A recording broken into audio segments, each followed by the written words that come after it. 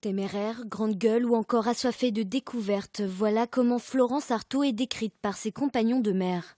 Grâce à sa force de caractère, la petite fiancée de l'Atlantique s'est fait une place dans cette discipline encore très masculine. C'était un formidable marin, très très haut niveau, mais elle avait cet esprit d'aventure.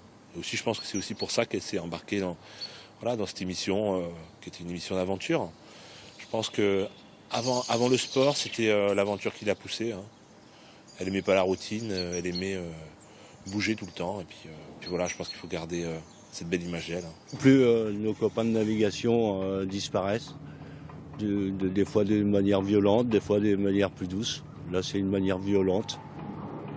C'est un peu aussi dans le caractère à Florence, toujours être dans l'action, à fond de balle.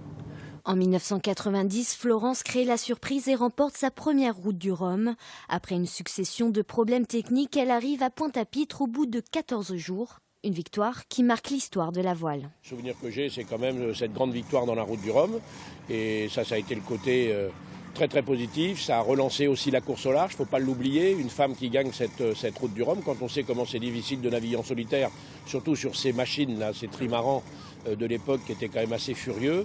On peut dire respect Madame Artaud. Florence qui m'a mis pour la première fois la route du Rhum à l'esprit parce que c'était ma toute première arrivée que j'ai vécue. Parce que moi j'ai grandi en Guadeloupe et je me rappelle avoir, étant au collège à l'époque, avoir séché les cours pour aller lui faire signer les dessins que j'ai faits de son bateau. La même année, elle bat le record de la traversée de l'Atlantique de 2 jours, détenue à l'origine par Bruno Perron. En 2011, au large du Cap Corse, Florence Artaud tombe de son bateau.